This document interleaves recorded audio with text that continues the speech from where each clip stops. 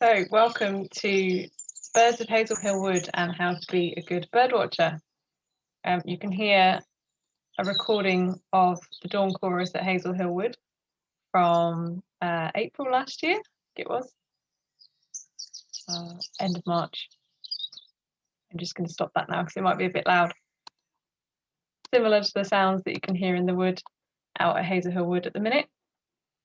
So the aim of today's session is to learn about the birds of Hazel Hill Wood, get tips on how to be a good bird watcher, and it's an interactive session where I'll be encouraging you to get involved, though if you'd rather just watch and listen, that's fine too. Great, so this event is supported by funding from the National Lottery Heritage Fund. We were hoping to do this as a guided walk and talk at the wood, and when the lockdown was announced, we decided to take it online. I think quite a few people wouldn't have been able to make it in person, so it gives more people the chance to get involved. It's obviously quite different to do this online than it would be to be together at the wood. Right, so my name is Charley Miller and I am Conservation and Education Coordinator at Hazel Hill Wood. So I look after the wood with a fantastic group of volunteers, trying to make it basically as good as possible for wildlife. I also run day and residential events at the wood with all sorts of people, children and adults, aimed at connecting with nature and each other. So just to give you an overview of the session, we'll look at an introduction to the birds of Hazel Hill Wood, including some photos of baby birds that we had at the wood last year, and some tips on identifying birds and how to be a good bird watcher. Right, so I would say that I know quite a bit about birds. There's always more to learn. I've been working at Hazel Hill Wood for 3 years now, and I started my career in conservation as a trainee ranger in 2011. And that's when I really started learning about birds and bird identification. So two of my fellow trainees back then, Robin and Sarah, taught me a lot over our year traineeship, including identifying birds by sight and sound. So the birds of Hazel Hill Wood, we have more than 500 species of bird in the UK.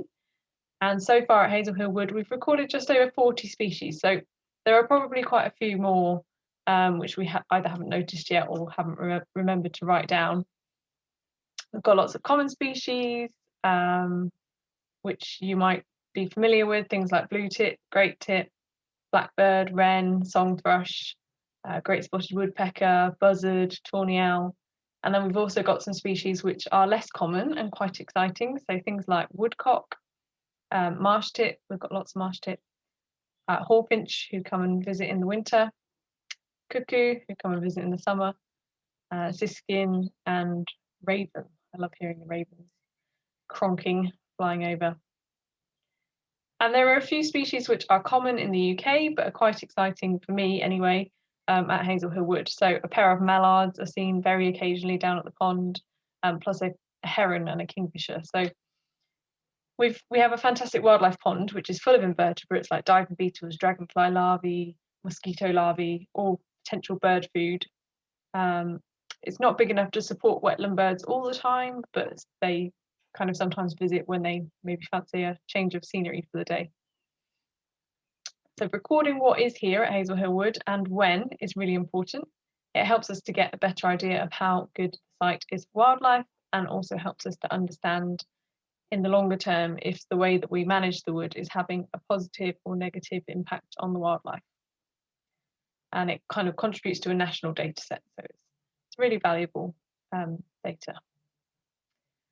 So bird populations in the UK have declined considerably over the last 50 years, mainly because of habitat loss and intensification of farming, though some species are doing much better, including ones that thrive in gardens.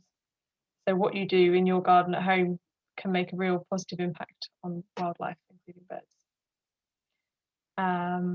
So I promise I'm only going to show you two graphs briefly and then some photos of birds and baby birds as well. So if I share my screen.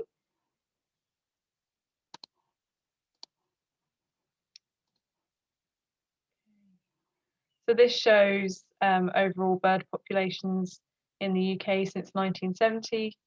You can see that all species are in decline, farmland birds doing the worst, and that's, as I mentioned, because of intensification of farming and habitat loss.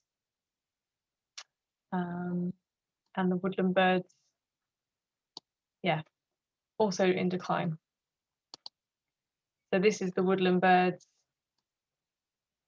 here, split into generalists. So they will kind of live in any kind of woodland, and the specialists who are a bit more fussy. So the specialists, you can see, are doing a lot worse than the generalists. Some generalists are doing really well. Things like great spotted woodpecker, blackcap are actually kind of doubled in numbers, which is great. And then some of the specialists have declined significantly. And these graphs are from the BTO, the British Trust for Ornithology. So if you've been to Hazel Hill Wood, you might recognise this area. The first bit of the wood that you come to. It's the Heartwood. Well, when you arrive, if you kind of come down the entrance track towards the buildings and the car park, then you will get to the middle of the wood, the Heartwood. And this is mostly mature beech and Scots pine trees. You might be able to notice that there are some straight lines, and this is from where they've been planted for forestry. So most of Hazel Hill Wood is, Hazel Hill Wood is an ancient woodland site, and it's mostly plantation on ancient woodland site, or pause. So the land has been wooded for centuries, which allows the ground flora, the plants underneath the trees, to persist and to stay on the site. But the trees themselves have changed quite a lot in their composition. So we've got other areas of Douglas fir, non-native conifer trees. We've got a real mix of trees at Hazel Hill Wood. And here this next picture shows some younger trees, some birch, and you might notice that on the ground here it's quite different. So there's much more growing underneath compared to back under the beech trees, which cast a lot of shade. So some birds will like this mature woodland, mature trees. Some will like this scrubby area, and the birch and other native species like oak are really good for invertebrates, insects and things, which are great bird food.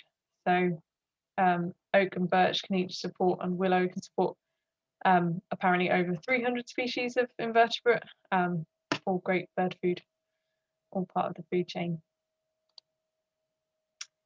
And so, as well as the trees of Hazel Hill Wood, open areas are really important as well. So basically, in order to support as much wildlife as possible, we like to have a real mix. So we've got mature trees over here, we've got younger trees, we've got really young trees, and then we've got open areas. And we get completely different wildlife in this kind of area. So lots of dragonflies and butterflies like flying around in this area. We also get common lizards in this area and grass snakes. We call this part the northwest frontier. And this is where I've heard a cuckoo. I haven't actually seen a cuckoo, but I've heard it from this area. So they like the open areas as well. And another beautiful open area that we have, this is in the middle of the summer before the hay cut, this is the meadow. So as you enter Hazel Hill Wood, if you come down the entrance track on the right hand side, this is our meadow. Currently the sheep are in there, and they will be leaving soon to allow wildflowers to grow up until the start of July. It'll be full of butterflies, and we might get swallows flying over here, which we wouldn't get elsewhere in the wood. And then we'll have a hay cut at the start of July. So what I'm trying to show is it's just really important to have a mix of different habitats, a mosaic, and lots of different habitats to benefit the widest range of species possible. Right, I've got a bit of a quiz here. So I'm just gonna give you a second to try and guess what bird species we have here in these trail camera photos. I'm not a wildlife photographer, and the best photos I have of the birds of Hazel Hill Wood are from the trail camera. So we've got a buzzard on the left and a tawny owl on the right. Got two more birds here, one with beautiful blue feathers in its wing, and one with a tiny bit of red on the back of its head. So we've got a jay on the left and a great spotted woodpecker on the right. I don't know if you got that right. Okay, this one's a bit tricky to see. I'll give you a minute to try and find the bird in this picture. It's a woodcock. It is down at the edge of the pond, so this is one of our really exciting birds. Woodcock. Now, here's my great photography skills. So birds will use natural nesting places, trees and hedges and bushes and things, but they will also use man-made structures. So this is our log store. We've got a blackbird nesting really near human activity. It might actually find that it's safer from predators with humans around. Obviously, we don't disturb the birds. And you're going to have to promise me here, this is a blue tit nest within a tree tube, a tree guard. So the blackbird nest there. And the blue tit chicks, you'll just have to trust me, I think there were 3 that I could see inside this tree tube, which is amazing. So as well as birds kind of finding their own places to nest, we also have some nest boxes up around the wood. So these were made and donated by a local scout troop in 2018. And we take them down every year to clean them out. So you need to clean them out with hot water over the winter, ready to put back up for nesting season for next year. So these are some of my fantastic volunteers, Ella, Chris and Dawn, and we're putting the nest boxes up. So we've got 2 different designs. We've got the open fronted ones, which apparently are designed for robins and wrens and flycatchers. So you probably can't read that, but it says Robin House A, and here on the right we've got a small hole and it says Tit House 4. So the birds don't read the signs, and last year we had great tits nesting in the open fronted ones and blue tits nesting in the small hole ones. So we've got 6 of each of these designs. And all of the open ones were used by great tits, and all of the small hole ones were used by blue tits. So I think that hole possibly is too small for the great tits, which lets the blue tits get in there. And this is how we check the nest boxes. So requires climbing a ladder, which means you need to do it in a pair, and kind of let the birds know you're approaching. I just tend to say hello and give a little tap on the side of the box, making sure you're not obstructing the hole at the front, so that if there is a parent bird in there that wants to fly out, it's not going to fly straight into your face. And what we have been rewarded with seeing inside are eggs that look like mini eggs. And this is a great tit, so this one has stayed in the nest. Sometimes they stay in the nest with the eggs, sometimes they leave. We actually found that the blue tits tended to stay on the nest more than the great tits. The great tits tended to leave the nest. So these are really good numbers, 9 eggs here, and I think 2, 4, 6, 9 in here as well. And this was amazing. So this is a different nest. It's got 5 chicks, 5 tiny featherless blind chicks, probably just a couple of days old. First time I'd seen them this tiny. And this was just a week later, so they're growing their feathers. You can see their little beaks here, and they're kind of a Mohican of feathers going down the back.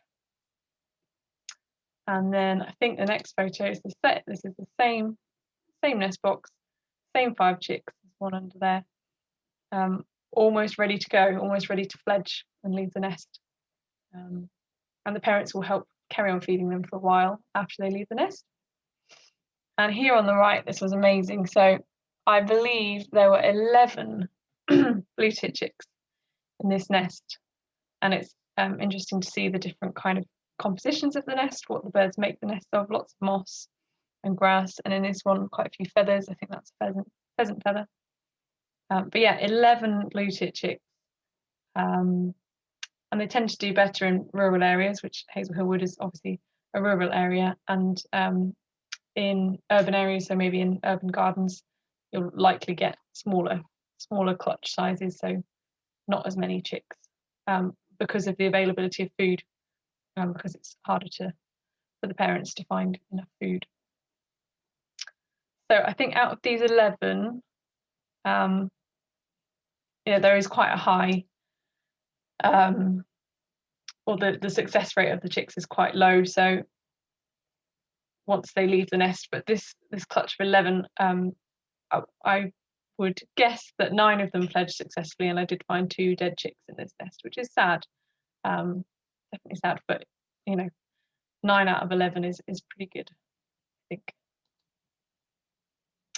And here, this was obviously the most exciting find. So we also have 2 tawny owl boxes, and these are purposefully placed in more remote parts of the wood, because they're quite sensitive to human disturbance, so we want to keep them away from most of the human activity, so they're not near the buildings, they're out away from the wood, kind of semi-secret locations.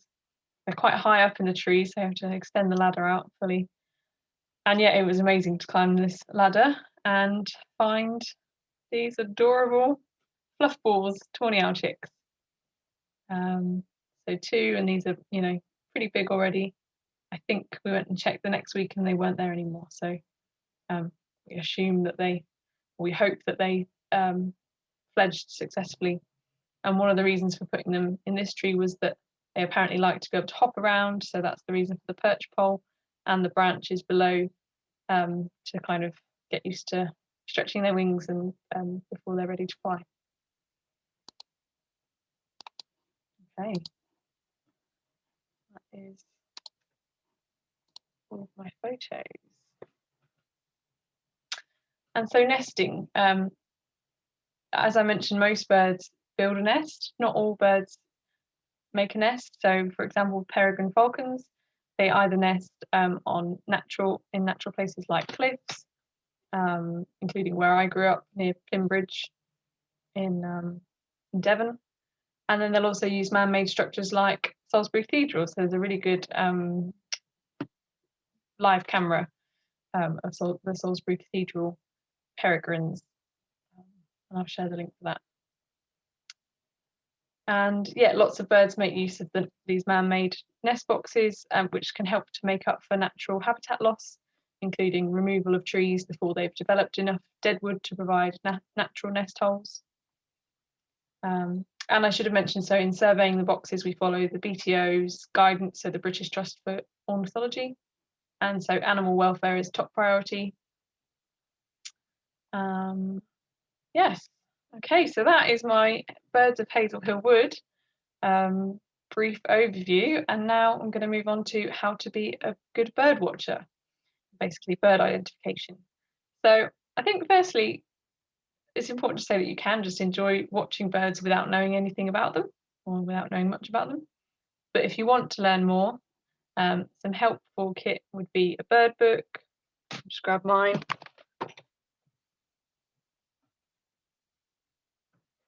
Bird book and binoculars, and there are all sorts of different types you can get. This is quite a chunky bird book that I use at home.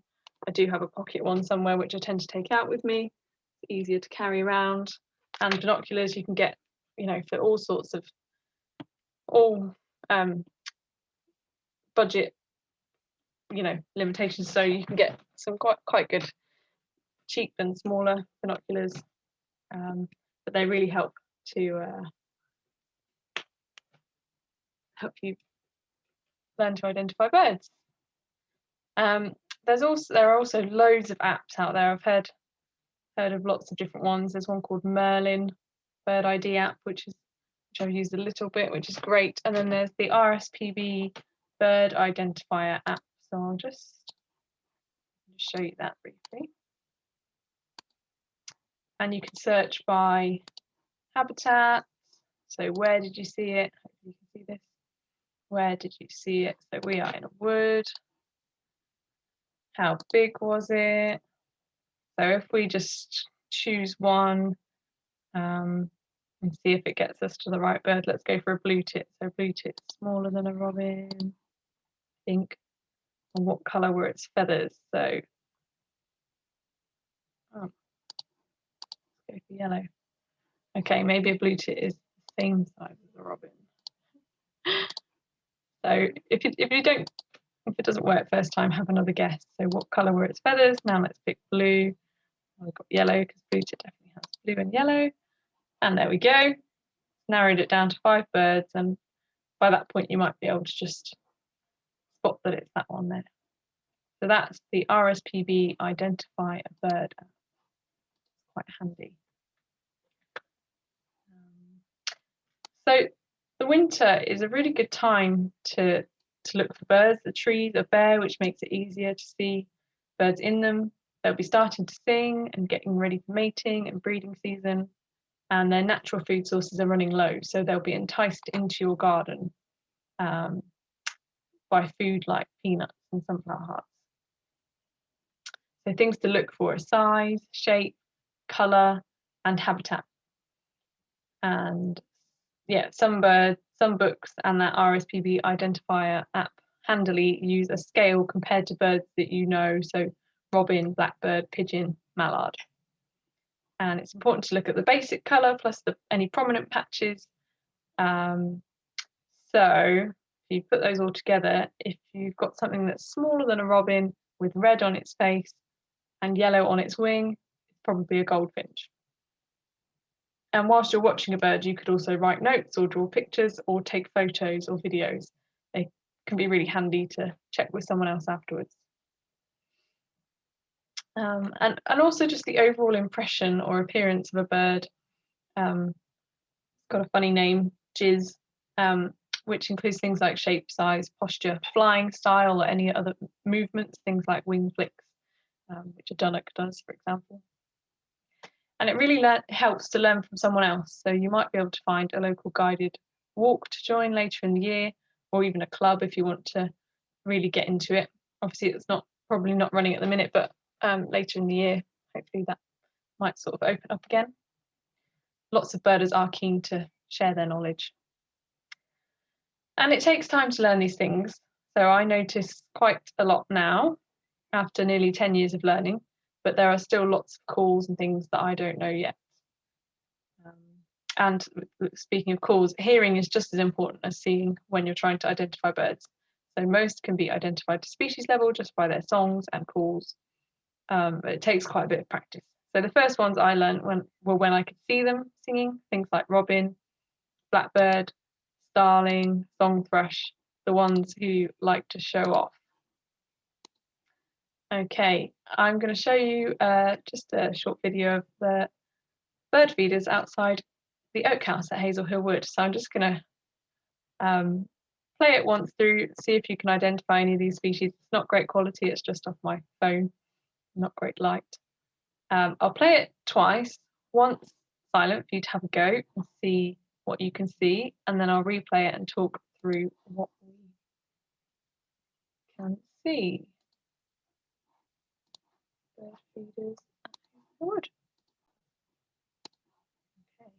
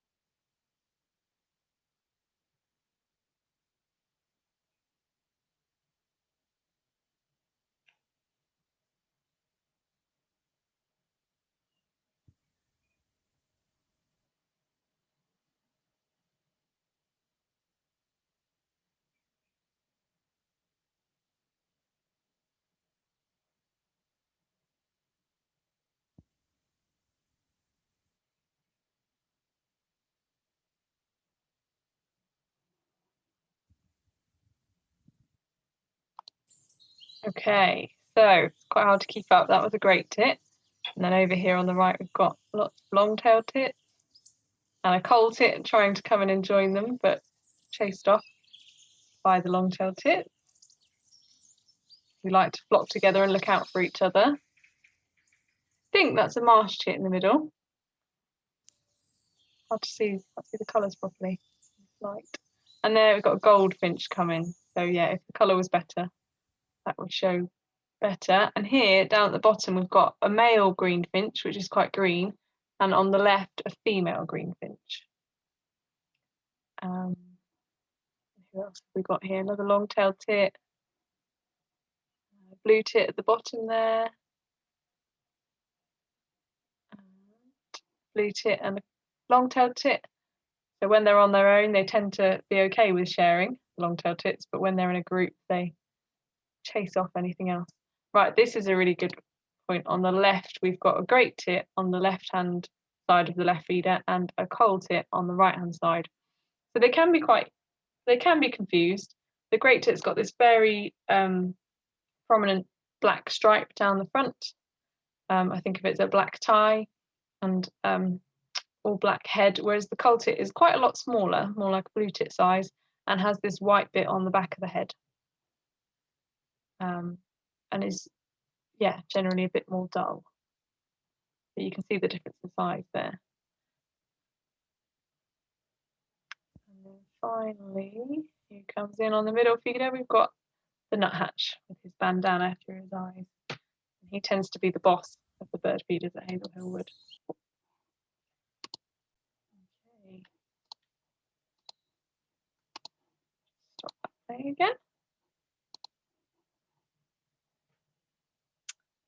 And finally, got a few more close-up videos from my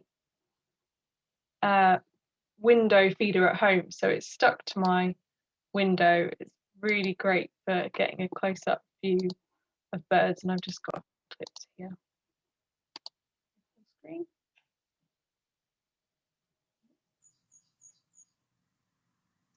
There's a blue tit looking over to see, have a look at me.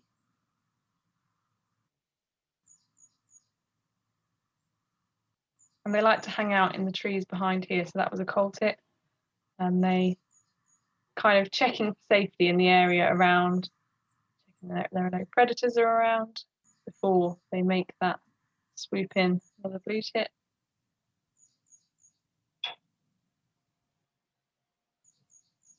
Blue tit.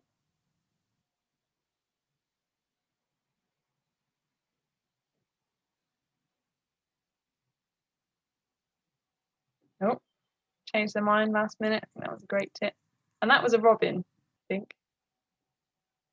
But yeah, you can see them hanging around back here, waiting.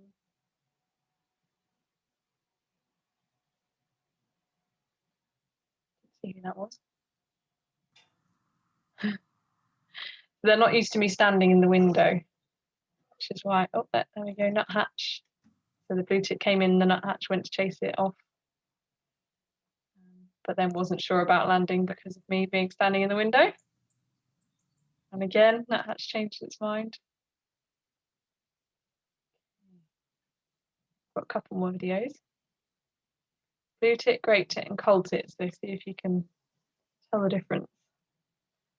Great tit, blue tit, great tit, great tit, blue tit. Not quite sure. There's a coal tit with the white stripe down the back of the head. And everyone loves a nuthatch.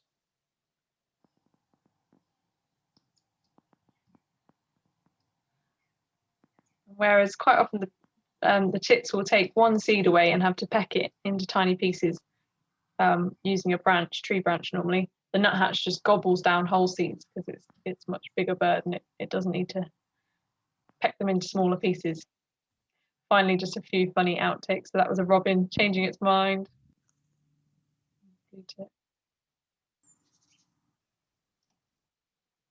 looking over and spotting me. Okay. Stop sharing my screen. So thank you for watching. I hope that was interesting and educational. I've got the sun shining on my face now. Yeah, so I hope you've learned something about birds and the birds of Hazel Hill Wood. Feel free to share this with anyone else. And happy bird watching.